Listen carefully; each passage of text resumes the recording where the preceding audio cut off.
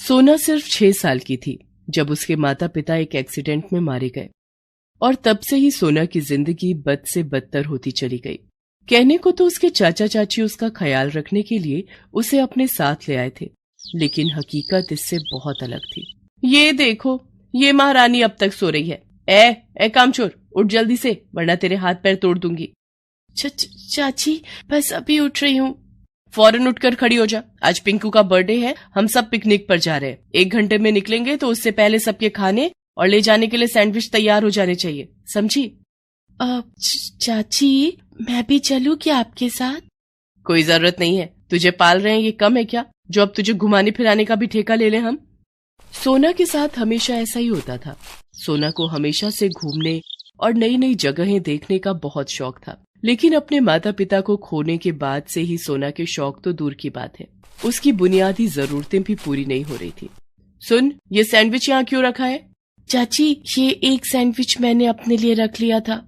और ऐसा करने से पहले तूने मुझसे पूछना भी जरूरी नहीं समझा? अगर पूछ लेती तो शायद मैं ये सैंडविच तुझे खाने भी देती, लेकिन नहीं, तुझे तो बहुत अक्लमंद बनना है ना। ठीक है, अब तेरी सजा ये है कि जब तक हम लोग पिकनिक से वापस घर नहीं आ जाते तू भूखी रहेगी। ला ये सैंडविच मुझे दिलाकर, और रसोई में भी मैं ताला डालकर जाऊंगी।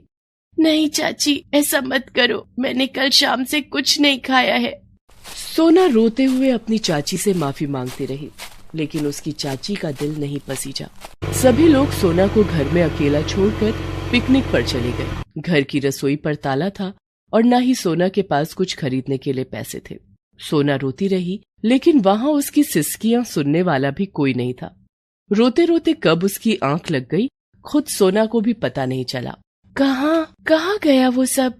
अरे लगता है वो सब सपना था, लेकिन वो जगह कितनी अच्छी थी। काश मैं वैसी ही जगह पर सचमुच जा सकती।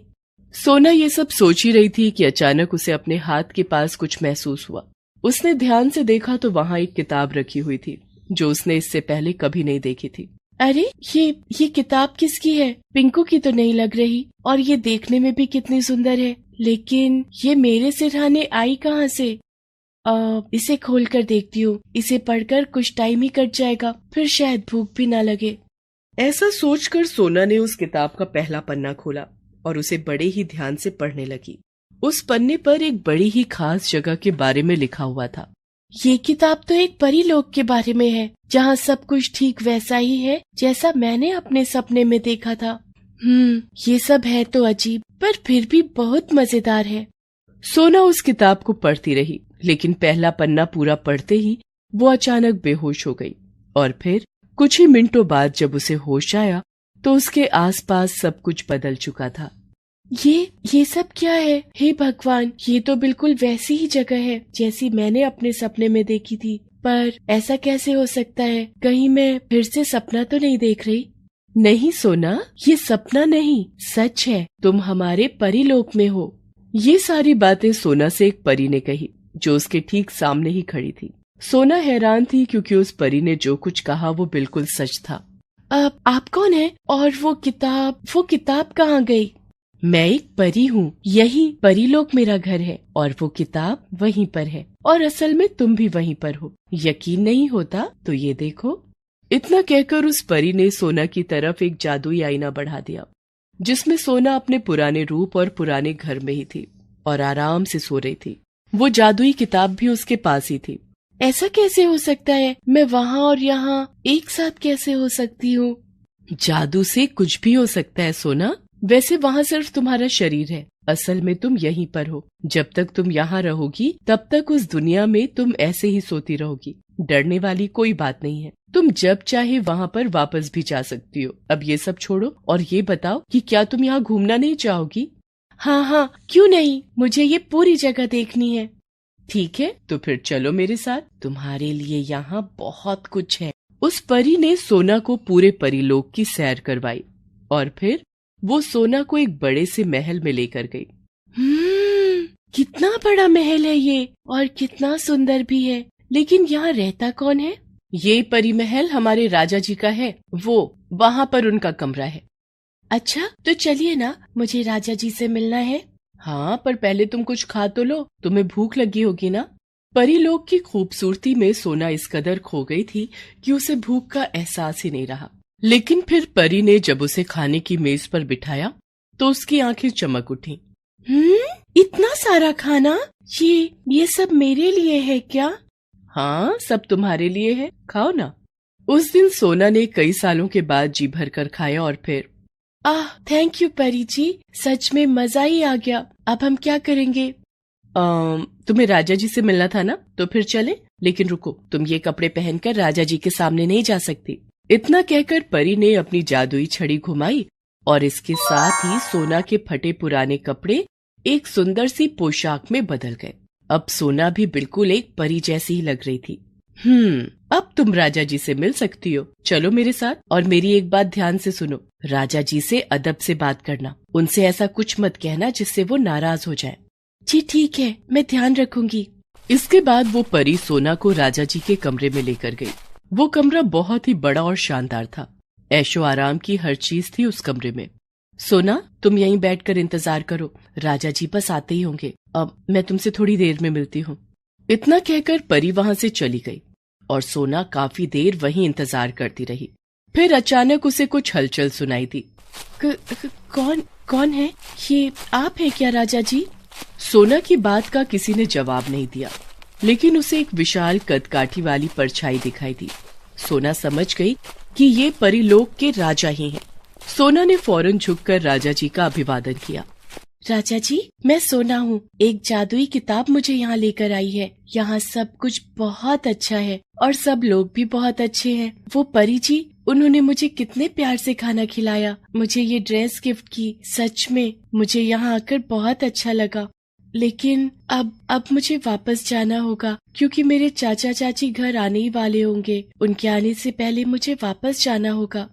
नहीं, तुम कहीं नहीं जाओगी, कभी नहीं जाओगी। आपका चेहरा और आपकी आवाज। नहीं, मुझे घर जाना है, अभी जाना है।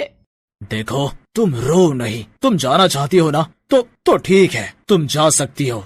सोना बुरी तरह से डर गई थी, क्योंकि असल में परीलोक का राजा एक राक्षस था जो देखने में बहुत ही भयानक था और उसकी आवाज भी बहुत डरावनी थी। सोना परीलोक में एक पल भी नहीं रुकना चाहती थी, वो बस रोए जा रही थी। राजा ने फौरन परी को बुलाकर सोना को वापस उसके घर भेजने का आदेश दिया। लेकिन राजा जी, अगर सोना चली गई तो आपको उस जादूगर के श्राप से मुक्ति कैसे मिलेगी? श्राप? कैसा श्राप?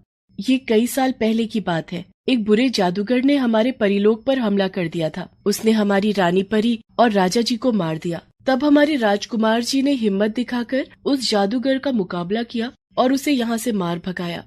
लेकिन उस दुष्ट जादूगर ने जाते जाते हमारे राजकुमार जी को श्राप देकर एक राक्षस में बदल दिया, लेकिन वो इनका दिल नहीं बदल पाया। सच तो ये है कि आज भी अगर वो जादूगर परीलोक से दूर है तो वो इनकी वजह से ही है। अब यही हमारे राजा हैं, लेकिन ये मुसीबत में है। उस जादूगर के श्राप की वजह से ये धीरे धीरे बदलते जा रहे हैं और हमें डर है कि कहीं एक दिन वो श्राप इन पर पूरी तरह हावी न हो जाए। मैं समझ गई परी जी। अब आप ये बताइए कि मैं आप लोगों की क्या मदद कर सकती हूँ? वो जादुई किताब जो तुम्हें यहाँ लेकर आई, असल में वो किताब हमारी रानी जी की थी, जिसमें हमारे परीलोक का पूरा इतिहास और भविष्य दोनों लिखे हुए हैं। और उसी किताब के अनुसार तुम्हें हमारे परीलोक की अगली रानी बनना है। क्या? मैं? नहीं, आपको जरूर कोई गलतफहमी हुई है। मैं वो नहीं हूँ। नहीं सोना, उस किताब ने तुम्हें खुद ढूंढा है। इसका मतलब यही है कि हमारे परीलोक का भविष्य अब सिर्फ तुम्हारे हाथों में ही है। तुम एक पवित्र आत्मा हो और यही तुम्हारी सबसे बड़ी खासियत है। वो तुम ही हो जो हमारे राजा जी को इस भयानक श्राप से मुक्ति दिला सकती हो। सोना डरी हुई तो थी, लेकिन वो परीलोक और वहाँ के राजा की मदद भी करना चाहती थी। इसलिए उसने हिम्मत दिखाते हुए परीलोक के राजा से शादी के लिए हाँ कह दिया। और फिर ठीक वैसा ही हुआ जैसा कि उस परी ने कहा था। सोना और परीलोक के राजा की शादी होते ही बुरे जादूगर का श्राप टूट गया और राक्षस बन चुका परीलोक का राजा एक सुंदर नौजवान में बदल गया और सोना एक परी में। इसके साथ ही वो जादुई किताब सोना के असली शरीर के साथ परीलोक में आ गई। रानी जी, लीजिए, इस किताब ने ही आपको चुना है और अब से ये आपकी ही है और अब से आप हम में से ही एक हैं। सोना ने उस किताब को माथे से लगाया और उसे अपने पास संभाल कर रख लिया। ये उसके दुखों का अंत तो था ही, साथ ही परिलोक के नए भविष्य की शुरुआत भी थी।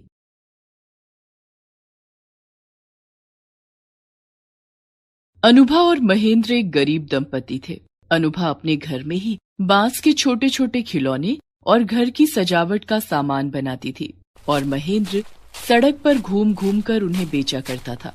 रेड लाइट होने पर जब गाड़ियां रुकती तब महेंद्र अपने खिलौने बेचने के लिए उन गाड़ियों की तरफ दौड़ पड़ता था।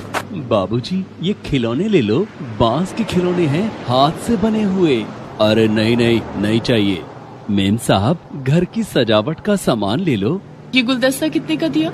मेम साहब, ये 200 रुपए का है। इतना महंगा? इससे अच्छा तो मैं मॉल से खरीद लूंगी, वहाँ ब्रांडेड सामान मिलते हैं। तुम्हारे सामान की तो कोई ब्रांड ही नहीं है और ना ही कोई गारंटी है। महेंद्र के लिए उन खिलौनों को बेचना एक चुनौती भरा काम था। उसे देखकर लोग अपनी गाड़ी की खिड़की खोलना तो दूर, मुंह फेर लेते थे। महेंद्र अनुभा के बांस से बनाए हुए सामान को बेचने के लिए बहुत मेहनत करता था। वो ट्रैफिक में भी घूम घूम कर अपने सामान बेचा करता। इसी दौरान एक दिन महेंद्र सामान बेचने के लिए जल्दबाजी में सड़क पार कर रहा था कि अचानक सामने से आ रही एक तेज रफ्तार गाड़ी ने महेंद्र को जोर से धक्का मार दिया और महेंद्र वहीं सड़क पर गिर गया। इस हादसे में महेंद्र की मौत हो गई। महेंद्र की लाश जब उसके घर लाई गई तो उसे देखकर सदमे से उसकी पत्नी अनुभा की भी मौत हो गई। महेंद्र और अनुभा की मौत के बाद उनकी 2 छोटी छोटी बेटियां 12 साल की पिंकी और 6 साल की चिंकी अनाथ हो गईं। चिंकी बहुत जोर जोर से रो रही थी। मत रो चिंकी, मैं हूँ ना तेरी बड़ी बहन। दीदी अब हम क्या करेंगे, कहाँ जाएंगे और क्या खाएंगे? हमारे पास तो पैसे भी नहीं है। तू चिंता मत कर चिंकी, माँ के बनाए हुए कुछ बांस के खिलौने और सजावट के सामान रखे हैं जो बाबा ने बेचे नहीं थे। उन्हें बेचने से पहले ही माँ और बाबा हमें अकेला छोड़कर चले गए। हम उन सभी सामान को बेचेंगे और उससे जो पैसे मिलेंगे उससे हम अपना खर्चा चलाएंगे। ठीक है दीदी। दूसरे दिन पिंकी और चिंकी सड़क के किनारे बैठकर अपनी माँ अनुभा के बनाए हुए बांस के खिलौने और सामान बेचने लगती हैं। उन दोनों छोटी छोटी और प्यारी बच्चियों को सड़क के किनारे बैठकर सामान बेचते हुए देखकर वहां से गुजरने वाले राहगीरों का दिल पिघलने लगा और वे लोग चिंकी और पिंकी का सामान खरीदने लगते हैं। अरे बेटा, ये पेन स्टैंड कितने का है? 50 रुपए का है। महंगा है, मैं तो इसके 35 रुपए ही दूंगी। ठीक है, आप इसे 35 रुपए में ही ले जाइए। तभी वहाँ एक आदमी आता है। अरे बच्चे, वो फोटो फ्रेम और पंखा दोनों दे दो। ठीक है, ये लीजिए, आपके पूरे 100 रुपए हो गए। ये लो पैसे। इस तरह से पिंकी और चिंकी की उस दिन ठीक ठाक कमाई हो गई थी। शाम को दोनों जब घर लौट कर आई तब चिंकी कमाए हुए पैसों को गिनने लगती है। दीदी, आज तो पूरे 400 रुपए की कमाई हुई है। हाँ चिंकी, आज तो ठीक ठाक कमाई हो गई है, लेकिन इतने से हमारा काम नहीं चलेगा। माँ के बनाए हुए सामान जल्दी ही खत्म हो जाएंगे। हमें जल्दी ही सोचना होगा कि सामान खत्म होने के बाद हम क्या करेंगे, क्योंकि तब हमारे पास बेचने के लिए कुछ भी नहीं होगा। चिंकी और पिंकी बात कर ही रहे थे कि तभी दरवाजे पर दस्तक हुई। पिंकी ने दरवाजा खोला तो देखा बाहर मकान मालिक खड़ा था। देख पिंकी, तुम्हारे पापा ने पिछले 3 महीने का किराया नहीं चुकाया था और इस महीने का किराया भी बाकी है। 5000 के हिसाब से 4 महीने का किराया 20,000 रुपए होता है। मुझे कल शाम तक मेरे 20,000 रुपए दे दो, नहीं तो तुम्हारा सारा सामान उठवा लूंगा और घर खाली करवा दूंगा। अंकल, आपको तो पता है कि हम अनाथ हो गए हैं। हमारा इस दुनिया में कोई नहीं है। इतनी बड़ी रकम हम कहाँ से लाएंगे? हमें थोड़ा समय और दे दीजिए, हम थोड़ा थोड़ा करके आपका किराया चुका देंगे। तो ठीक है, आज से ही शुरुआत कर दो। लाओ आज के पैसे। और मकान मालिक चिंकी के हाथ से रुपए छीन लेता है। दूसरे दिन पिंकी और चिंकी ने बांस का सामान बेचकर जो कमाया वो भी मकान मालिक ने किराए के नाम पर उनसे छीन लिया। दीदी, इस तरह से तो हम एक पैसा भी नहीं जोड़ पाएंगे। हमारे पास कुछ खाने के लिए भी पैसे नहीं है। मेरे मन में एक ख्याल है, हम कल वैसा ही करेंगे। क्या करेंगे दीदी? कल सुबह हम कपड़े और बेचने वाले सारे सामान लेकर यहाँ से निकल जाएंगे। पहले हम अपना सारा सामान बेच देंगे और फिर यहाँ लौट कर नहीं आएंगे। हम लोग अपने रहने का इंतजाम कहीं और कर लेंगे। इससे हमें मकान मालिक को और रुपए भी नहीं देने पड़ेंगे। तो क्या मकान मालिक को बिना बताए हम यहाँ से भागने वाले हैं? हमारे पास और कोई रास्ता भी नहीं है चिंकी, लेकिन हम जाएंगे कहाँ दीदी? वो हम कल सोचेंगे। अभी खाना खाकर जल्दी सो जाते हैं, क्योंकि कल सुबह हमें यहाँ से जल्दी निकलना होगा। पिंकी खाना बनाती है और दोनों बहनें खाना खाकर सो जाती हैं। अगली सुबह चिंकी और पिंकी सारा सामान लेकर घर से निकल जाते हैं। वे दोनों सड़क के किनारे बैठकर अपना सारा सामान बेचने लगते हैं। दीदी, आज तो हमें ये सारा सामान बेचना होगा, नहीं तो इन्हें लेकर हम कहाँ जाएंगे। हाँ चिंकी, हम आज अपना बांस का बना ये सारा सामान बेच देंगे। सामान ज्यादा होने के कारण उन्हें बेचने में भी काफी समय लग गया और दोनों बहनों को पता ही नहीं चला कि कब रात हो गई। रात के 8 बज गए थे। दीदी, सारा सामान बिक गया है, अब हम लोगों को यहाँ से चलना चाहिए। हाँ चिंकी, आज तो खूब अच्छी कमाई हुई है, पहले कहीं चलकर कुछ खाते हैं। दोनों बहनें एक होटल में जाकर खाना खाती हैं और उसी होटल के बाहर सड़क पर चादर बिछाकर सो जाती हैं। अगली सुबह, दीदी आज हम क्या करेंगे, आज तो हमारे पास बेचने के लिए कुछ सामान भी नहीं है। चिंकी, पहले हमें अपने रहने का ठिकाना ढूंढना होगा, रोज रोज हम सड़क पर नहीं सो सकते। हाँ दीदी, लेकिन हमारे पास तो सिर्फ 1000 रुपए हैं, इतने पैसे में तो कोई भी हमें किराए पर घर नहीं देगा। तभी पिंकी को याद आता है कि उसने अपनी स्कूल की किताब में पढ़ा था कि कैसे एक आदमी ने अपने लिए बांस का घर बनाया था और माँ भी तो बांस के छोटे छोटे घर बनाया करती थी। दरअसल माता पिता की मौत से पहले दोनों बहनें सरकारी स्कूल में पढ़ती थी, लेकिन अनाथ होने के कारण दोनों की पढ़ाई छूट गई थी। चिंकी, हम अपने लिए खुद का घर बनाएंगे, वो भी अपने हाथों से। वो कैसे दीदी? देख, जैसे माँ खिलौने के लिए बांस का छोटा सा घर बनाती थी, ठीक वैसे ही हम बड़ा घर बनाएंगे जिसमें हम रह सकें। ठीक है दीदी, लेकिन हम इतना सारा बांस कहाँ से लाएंगे? बांस लाने के लिए हमें जंगल जाना होगा। मैं बाबा के साथ जंगल भी गई हूँ, मुझे जंगल का रास्ता पता है, तू चल मेरे साथ। और दोनों बहनें जंगल की ओर निकल पड़ती हैं। जंगल पहुंचकर दोनों ने देखा कि ढेर सारे बांस के पेड़ हैं। पिंकी ने शहर के किनारे और जंगल के बगल में एक जगह चुन ली और दोनों बहनें जंगल से बांस लाकर इकट्ठा करने लगी। धीरे धीरे करके दोनों बहनों ने काफी बांस इकट्ठा कर लिया। ये सब करते करते रात हो गई और दोनों वहीं सो गई। अगली सुबह, चिंकी उठ, हमें जल्दी से अपना घर बनाना है। और पिंकी बांस का घर बनाना शुरू कर देती है। चिंकी अपने नन्हे हाथों से बड़ी बहन पिंकी की मदद करने लगती है। लगभग 3 दिन की मेहनत के बाद पिंकी और चिंकी ने अपने लिए एक बांस का घर बना लिया था, जो देखने में बहुत ही सुंदर लग रहा था। दीदी, हमारा ये बांस का घर कितना सुंदर है ना? हाँ चिंकी, ये घर हमारे पुराने घर से भी ज्यादा सुंदर है और इस घर में रहने के लिए हमसे कोई किराया भी नहीं मांगेगा। दीदी, हम इस घर को बांस की बनी फूलों और पत्तियों से सजाएंगे। हाँ चिंकी, चलो हम बांस से फूल और पत्तियां बनाते हैं। और दोनों बहनें बांस से फूल और पत्तियां बनाने लग जाती हैं। पिंकी ने बहुत सुंदर फूल बनाए, जिसे देखकर चिंकी खुशी से चहक उठी। दीदी, जब तुम बांस से इतनी सुंदर फूल और पत्तियां बना सकती हो, तो क्यों ना इस बांस से और भी ज्यादा फूल और पत्तियां बनाकर हम बाजार में बेचें? इससे हमारी कमाई भी हो जाएगी। अच्छा आइडिया है चिंकी, हम यही काम करेंगे। अपना घर सजाने के बाद पिंकी और चिंकी दोनों बहनें मिलकर बांस से फूल और पत्तियां बनाने लगती हैं और उन्हें बनाकर बाजार में बेचने के लिए जाती हैं। पिंकी और चिंकी सड़क के किनारे चादर बिछाकर अपने बांस के फूल और पत्तियां बेचने लगती हैं। आने जाने वाले राहगीर उनसे सामान खरीदने लगते हैं। वो फूल कितने सुंदर लग रहे हैं, गाड़ी में सजाने के लिए ले लेते हैं, हमारी गाड़ी और सुंदर लगेगी ना? हाँ हाँ, क्यों नहीं, और ज्यादा ले लो, अपने घर के ड्राइंग रूम में भी सजा देना। वो फूल दे दो। ये लीजिए मैडम जी। कितने पैसे हुए? 200 रुपए हो गए। ठीक है, ये लो पैसे। और इस तरह से दोनों बहनों के बांस से बनाए हुए सजावट के सारे सामान बिक गए। दोनों बहनें खुशी खुशी घर आ जाती हैं। दीदी, हम कल और भी ज्यादा सामान बनाएंगे। हाँ चिंकी। तभी उनके दरवाजे पर दस्तक हुई। दीदी, हमारे घर कौन आया होगा? पता नहीं चिंकी, मैं जाकर देखती हूँ। पिंकी ने दरवाजा खोला तो बाहर एक आदमी खड़ा था। जी बताइए। मेरा नाम विक्रम है, मैं पास ही में पर्यटकों के लिए एक नया रिजॉर्ट खोल रहा हूँ। मुझे आपका ये बांस का घर बहुत पसंद आया। मैं अपने रिजॉर्ट में बांस के छोटे छोटे कमरे बनाना चाहता हूँ। क्या आप मेरे रिजॉर्ट में बांस के कमरे बनाएंगी? इस काम में मदद करने के लिए मैं आपको हेल्पर भी दूंगा। आपको रिजॉर्ट की सजावट के लिए बांस की फूल पत्तियां भी बनानी होंगी। इस काम के लिए मैं आपको अच्छे पैसे भी दूंगा। ये सुनकर तो पिंकी और चिंकी की खुशियों का ठिकाना न रहा।